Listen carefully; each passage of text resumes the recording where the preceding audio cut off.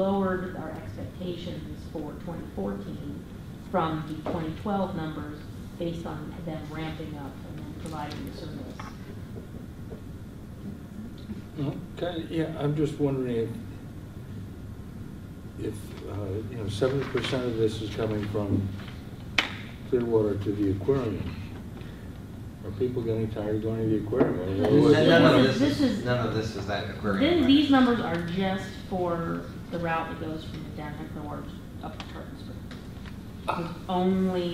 These numbers are only for that route. It's not for the entire system. Okay. The entire Jolly Trolley service is just for that route. Clearwater. Actually, I think it starts on the beach and goes all the way. You know, it just Yeah. that north coastal. Yeah. But it doesn't stop at the aquarium. That's not that route. That's a separate route. Right. On the aquarium, I thought too that people were getting tired of seeing winter because the ridership really went down November and December, but then January and February have been record. So I don't know. Maybe it's the excitement of the new building. I don't know. They're all going to it or something. It doesn't seem to be really waning. I don't know. I failed to mention one other thing that the chair of this committee wanted me to mention. Perhaps maybe she too has noticed leveling off or slight decline in ridership. And in the Jolly Trolley right up here, it says they do receive large increases in ridership. And they actually have to put extra trolleys for special events that happen in Tarpon Springs and Dunedin, or major events that happen on Fridays, Saturdays, and Sundays. This route only operates on Fridays, Saturdays, and Sundays.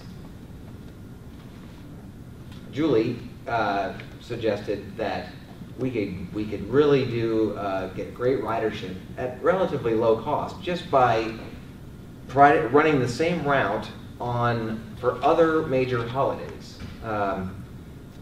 like say St. Patrick's Day, or which is not necessarily a major holiday, but it might be a major holiday that you want to ride the Jolly Trolley for. It's a major drinking event.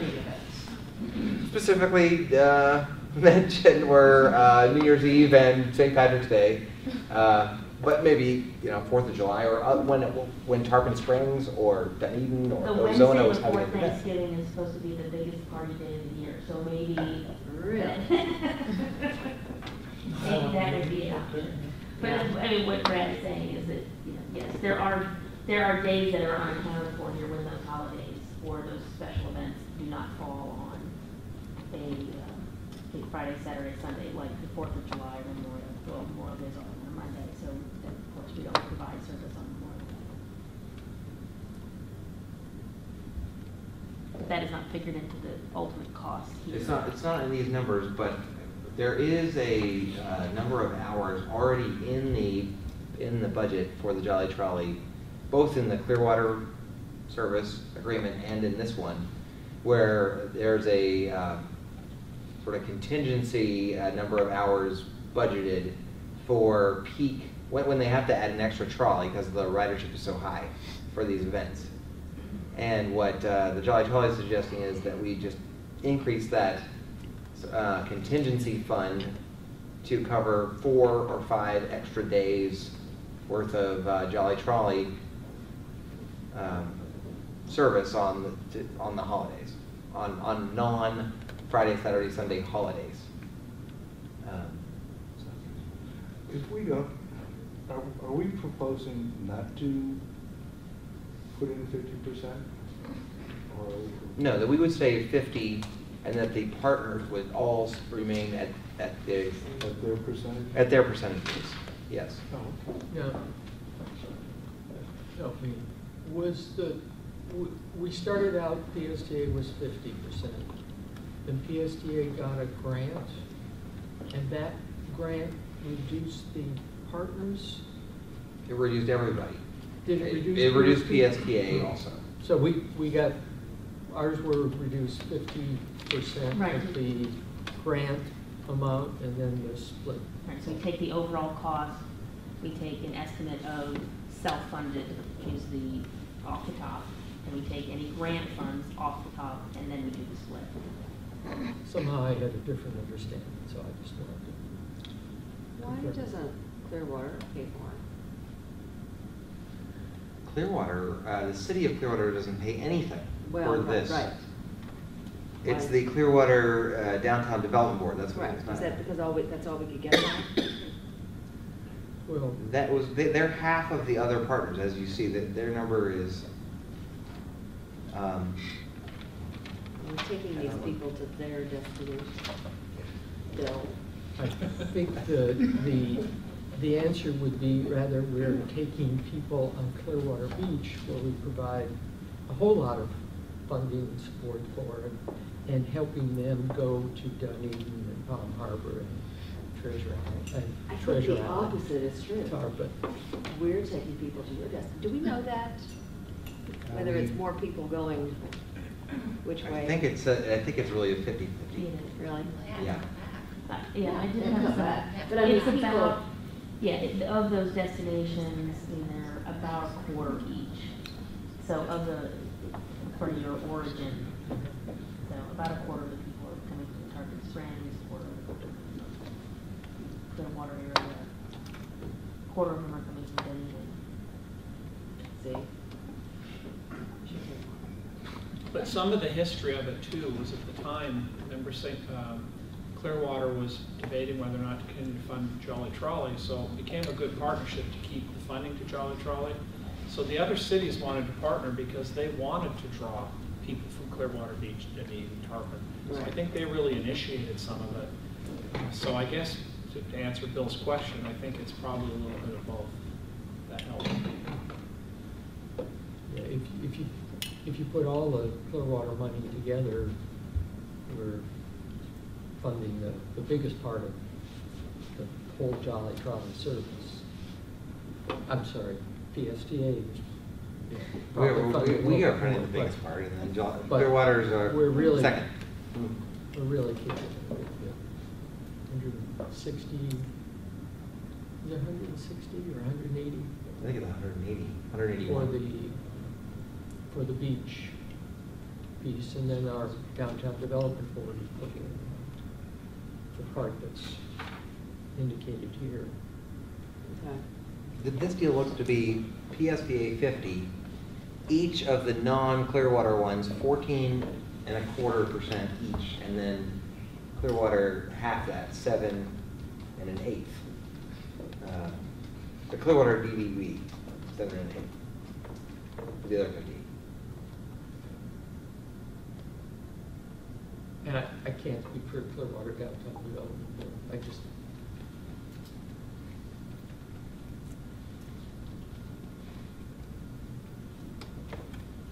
That's another battle, I think.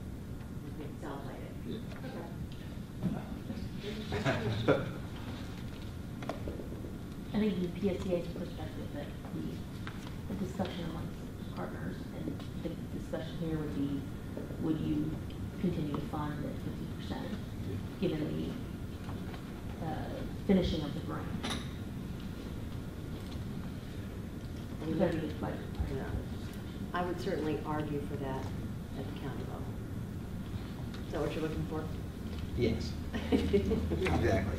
Then we should go for the 218. Yeah. Yeah. Yeah.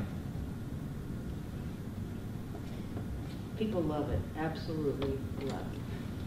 And kids get on it, I mean, on weekends, kids are lined up long off at 19 going to the beach with their Mhm. bathing suits and beach bags. And parents too, not just kids.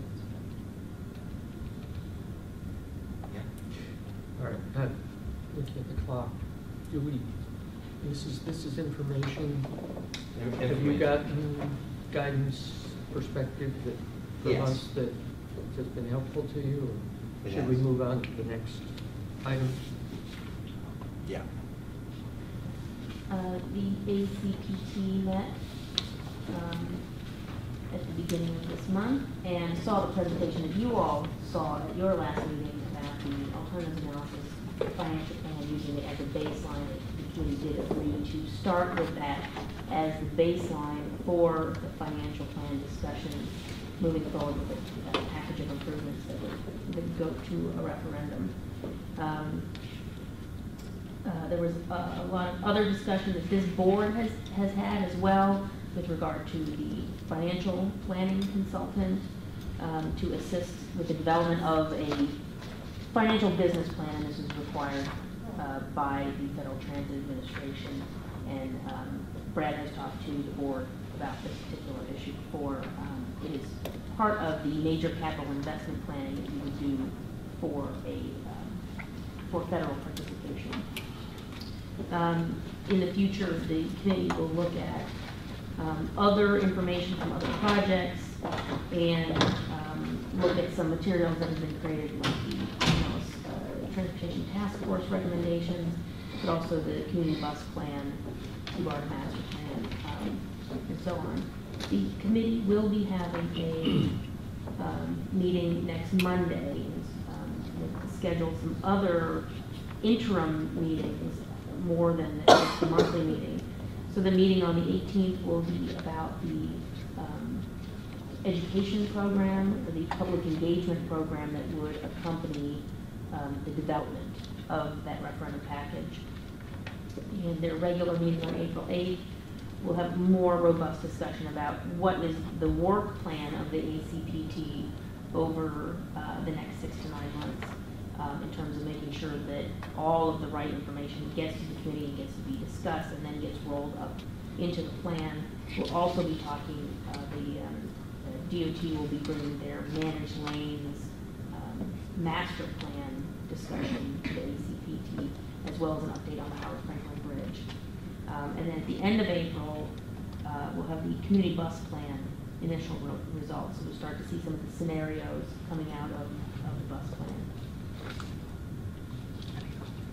Included in your packet, page 43, is a copy, a summary of the Pinellas County Transportation Task Force report.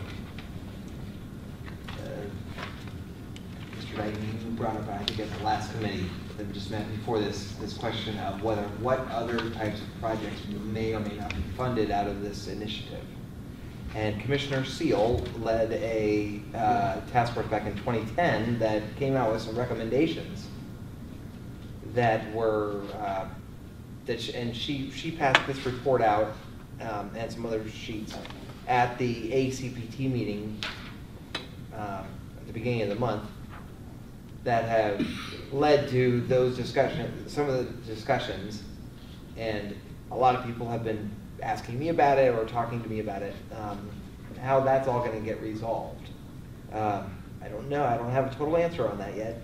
But the first component is this Monday discussion on the educational component, the Tucker Hall messaging presentation. Public engagement?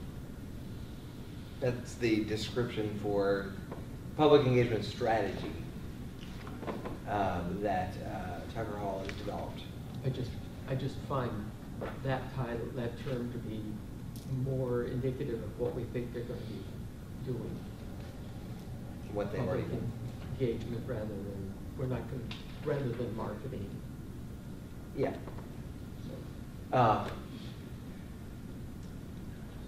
Even though that doesn't speak directly to the funding allocations that this does, I think having that first, having the strategies in which we're going to present this to the public at large,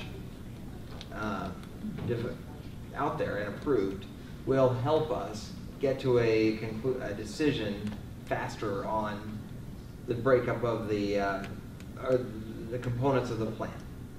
And this. So 18th, Sandra said, then we want to talk about all the different elements, the work program, and have more discussions on what is viable.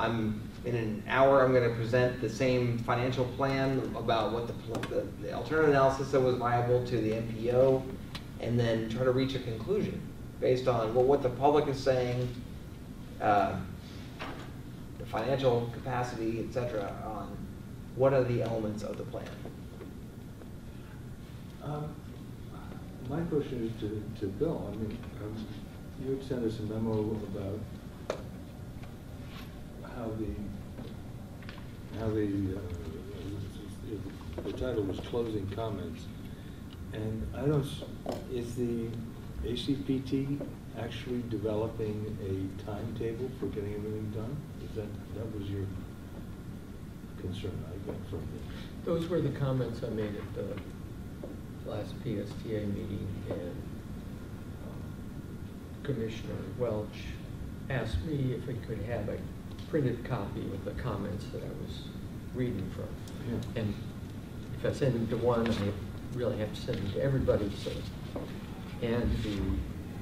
So that was where that came from. You mentioned that in April, first meeting in April, you will be presenting a schedule, Yes. which From a technical perspective, what is the information that we will have ready for the committee to discuss in preparation for having a package finished by the end of the year? and to me, that addresses a big part of my concern in that what are the tasks that we're going to have to do, and when are we going to have to do them, and how do they kind of hang together a critical path through there. I'm very eagerly looking forward to that, because one of my biggest concerns was, what is this responsibility of the ACPT?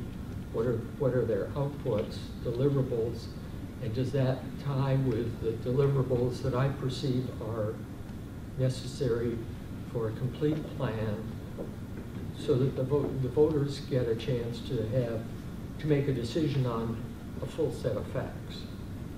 And Is that what is planned to have presented in April? Yes, we're just working through it from all of the partners, the technical staff level, what we would have ready when we would bring it to the ACPT. So the ACPT knows we're going to see this information and have a discussion or make a decision about this issue at this meeting.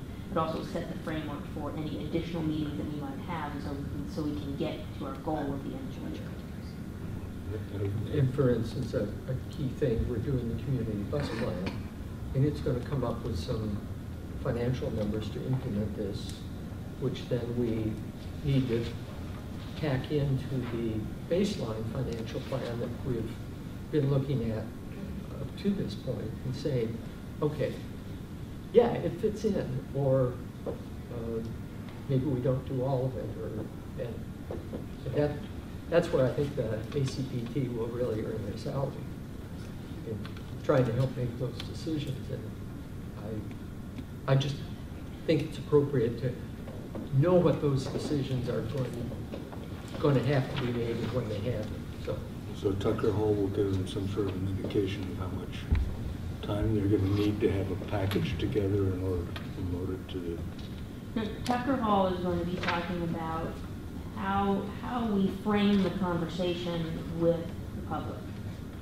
So when, today you've heard about bus club, you've heard about the Sparta Master Plan, we've talked about the managed lane stuff, we've talked about the LRTP.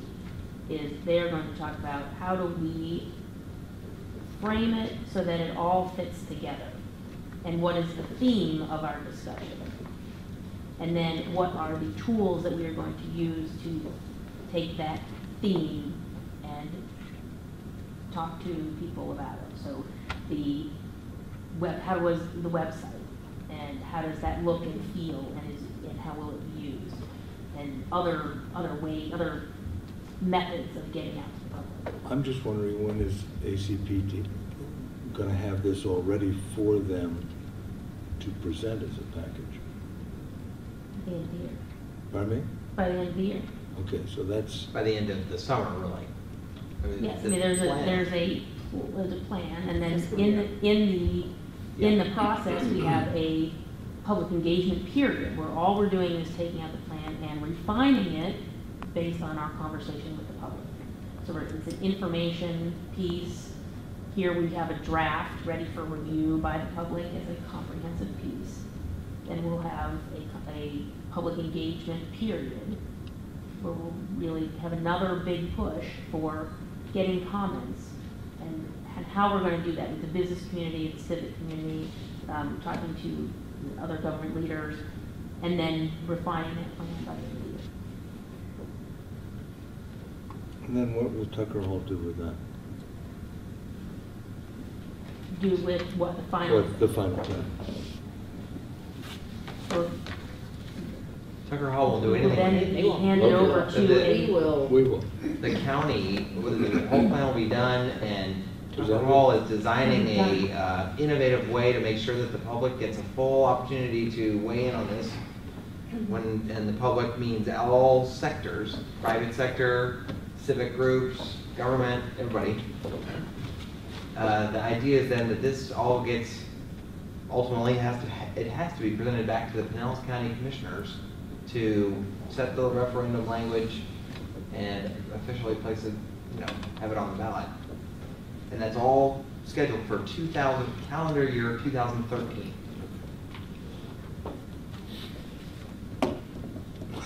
It's a lot of work to do. Yes. How are we going to address Commissioner Seal's agenda? Or are we? I think we need to address it. I agree. But Needs to be. one component, and you'll see this in the, it's the main theme of the whole public education program that Tucker Hall is going to present on Monday, is we would recommend against making a decision by the ACPT or by any group, or by the business community, or by some other private or group, or creating a new task force or anything like that. The idea of this whole thing is to be open and transparent. Those are overused words, but not come up with some random percentage or some kind of thing and then try to pitch it to the public or pitch it to everybody else. This is a good thing, but to try to make sure we get everybody gets a say in that. So, in that sense, it's not going to happen in April. Probably, it's probably going to be an ongoing dialogue about this, but it does need to be clearly worked out and presented out to the community and back and approved by the summer. You didn't answer my question. Maybe we need to have this discussion. I think she'll keep bringing it back at every meeting. And I had a task force, and here's what they said, and this is what you should adopt. And until we say no, that's what we're going to do. in the work plan, when we see that at the beginning of April, one of the things that we'll be discussing is what are the assumptions that we're taking into this plan. We've heard our starting point of the alternatives analysis, and I think that discussion comes under what assumptions are we going to make about which projects are we going to put in there. Because you're going to see what the bus system, what an unconstrained bus system would cost, and how does that work? And you're going to make some decisions about that and say, well, this is what we have. We want these three things, and this is what we have left over, or we want to make sure that this other piece is included. I think that discussion will come in the conversation of assumptions. Okay. It will not be left out. What I think might be possible, but what might be possible is to make a decision that the Transportation Task Force of 2010 assumptions have changed. I mean, that is a fact, and I think that would be possible to get out there. Like Cassandra said, we have a whole new bus plan that is going to put us all these numbers, and we haven't seen that yet. That's all new. The 2010 clearly assumed the ad valorem would stay in. The ad valorem PSTA revenue would stay in. That assumption has changed. There's a whole bunch of, on the list of road projects, a lot of those projects have already been done or are under construction right now. And maybe that's the first step, is to say, well, we can't take the 2010 recommendations just as is, because all that has changed. Let's go through this process that we're doing with PSTA. So the PAC, The what? the PAC superseded the Yeah. 2010? All the I work don't- that we have done since then has sort of superseded it. I don't know that I would use the term superseded. I would use the term, this is an incremental process. That as we collect more information about a segment of the huge project, that we have to refine and redeploy, if you will. And we may get to the, now let me be totally pie in the sky optimistic and say we get done with the bus plan and we say, well, we can do that and we're going to have some more money left over than what we anticipated. We don't know which way I don't know which way it's going to go at that time, but at that time there's going to be some trade-offs that are going to have to be considered. And we may want to go back out to the Transportation Task Force and say, okay, we've done what you asked us to do. Go out and get some hard numbers. And these are the benefits of these different elements, and help us prioritize. I'm just think that's my perception of what we have. Well, and I think the task force also, at the time, they were the universe. That was everything that was known. But they even acknowledged there'll be an AA, now there's a bus study. So it's almost as these other layers come along, their work almost gets synchronized into a smaller piece, because now it's only a piece. But at the time, you're right, it was the world. So I think the history tells us that they acknowledged that other things were coming, including the AA, and even Karen acknowledged that that would supersede, using Mark's word, the information that we had. Because in a polite way, it wasn't very scientific process they went through of collating projects.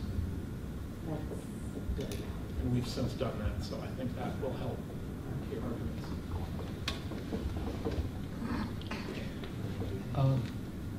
It's a new world. Yes, the new day. We have perhaps completed the ACP discussion, and if Brad's going to get to the MPO, we're going to have to complete this discussion too. Community bus plan, public engagement, have we really talked about that? Or It's in your packet of the list of events, or I mean, and a new one that's not on there that you all heard of my intro, Susan, and all of you. 10 o'clock, Clearwater Beach, Coachman Park.